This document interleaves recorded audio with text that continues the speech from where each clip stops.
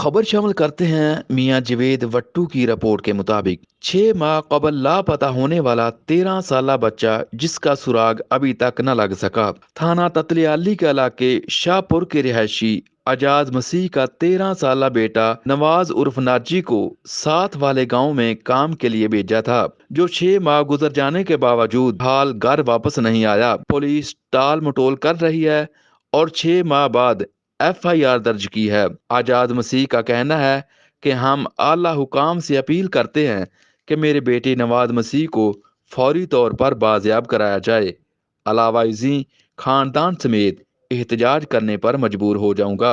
जी की ਤੁਸੀਂ ਕਹਿਣਾ ਚਾਹੁੰਦੇ ਹੋ ਕੀ ਮਾਮਲਾ ਹੋਇਆ ਤੁਹਾਡੇ ਨਾਲ? ਸਰ ਜੀ ਮਾਮਲਾ ਸਾਡਾ ਬੱਚਾ ਸੀ ਤੇ ਕੰਮ ਕਰਦਾ ਸੀ ਮਹਿਲੀ ਪਿੰਡ ਤੇ ਉੱਥੇ ਮੇਨ ਘੁਮਿਆਰ ਜਿਹਦੇ ਨਾਲ ਮੈਂ ਛੱਡਿਆ ਸੀ ਕੰਮ ਵਾਸਤੇ।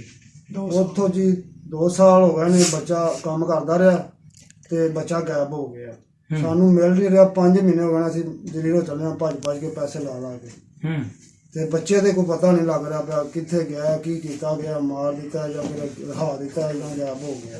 ਜੀ ਤੁਹਾਡੀ ਕਿਸੇ ਨਾਲ ਕੋਈ ਅਦਾਵਤ ਵਗੈਰਾ ਸੀ ਜਾਂ ਕੋਈ ਐਸਾ ਮਾਮਲਾ? ਸਾਡੀ ਕੋਈ ਕਿਸੇ ਨਾਲ ਲਾਗਤ ਨਹੀਂ, ਕੋਈ ਗੱਲ ਨਹੀਂ, ਕੋਈ ਬਾਤ ਨਹੀਂ।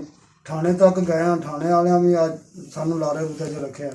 ਫਿਰ ਠੀਕ ਆ, ਅਸੀਂ ਗੁਜਰਾਂ ਵਾਲੇ ਵੱਡੇ ਅਫਸਰ ਨਾਲ ਗੱਲ ਕੀਤੀ, ਉਹਨਾਂ ਫਿਰ ਸਾਡੀ ਸੁਣੀ ਹੈ ਤੇ ਸਾਡੀ ਕੋਈ ਗੱਲ ਥੋੜੀ ਟੁੱਟਣ ਲੱਗੀ। ਨਹੀਂ ਤਾਂ ਸਾਡੀ ਕੋਈ ਮੰਨਦਾ ਹੀ ਨਹੀਂ ਸੀ ਨਾ ਸਾਡੀ। ਤੁਹਾਨੂੰ ਕਿਸੇ ਤੇ ਕੋਈ ਸ਼ੱਕ ਵਗੈਰਾ? ਸਾਨੂੰ ਸ਼ੱਕ ਕਿਸੇ ਤੇ ਨਹੀਂ ਜੀ, ਕਿਸੇ ਤੇ ਕੋਈ ਸ਼ੱਕ ਨਹੀਂ? ਨਹੀਂ, ਸਾਨੂੰ ਇਹ ਸ਼ੱਕ ਨਹੀਂ। ਤੁਸੀਂ ਕੀ ਚਾਹੁੰਦੇ ਜੀ? ਸਾਨੂੰ ਸਾਡਾ ਬੱਚਾ ਲੱਭਣਾ ਚਾਹੀਦਾ। ਅਸੀਂ ਕਿਸੇ ਸ਼ੱਕ ਸਾਨੂੰ ਹੈ ਹੀ ਨਹੀਂ ਵੀ ਨਾ ਸਾਡੀ ਕਿਸੇ ਨਾਲ ਲਾਗਤਬਾਜ਼ੀ ਹੈ ਨਾ ਸਾਨੂੰ ਕੋਈ ਸ਼ੱਕ ਹੈ। ਸਾਨੂੰ ਬੱਚਾ ਸਾਡਾ ਬੱਚੇ ਦਾ ਨਾਮ ਕੀ ਹੈ ਔਰ ਉਮਰ ਕਿੰਨੀ ਹੈ? ਉਮਰ ਉਹਦੀ ਸਾਰਾ ਉਹਦੀ ਹੈ ਜੇ 12-13 ਸਾਲ 14 ਸਾਲ ਹੋਣੀ ਹੈ।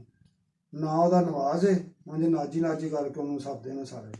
ਜ਼ਿਹਨੀ ਤਵਾਜ਼ਨ ਉਹਦਾ ਠੀਕ ਹੈ? ਬਿਲਕੁਲ ਠੀਕ ਹੈ, ਸਹੀ ਕੰਮ ਕਰਦਾ, ਸਹੀ ਬੋਲਦਾ। ਇਸ ਤੋਂ ਪਹਿਲੇ ਵੀ ਕਦੇ ਉਹ ਤੁਸੀਂ ਦੇਖਿਆ ਕਿ ਉਹ ਚਲਾ ਗਿਆ ਹੋਵੇ ਘਰੋਂ? ਨਹੀਂ, ਪਹਿਲੇ ਅੱਜ ਤੱਕ ਨਹੀਂ ਇੰਜ ਦਾ ਕੰਮ।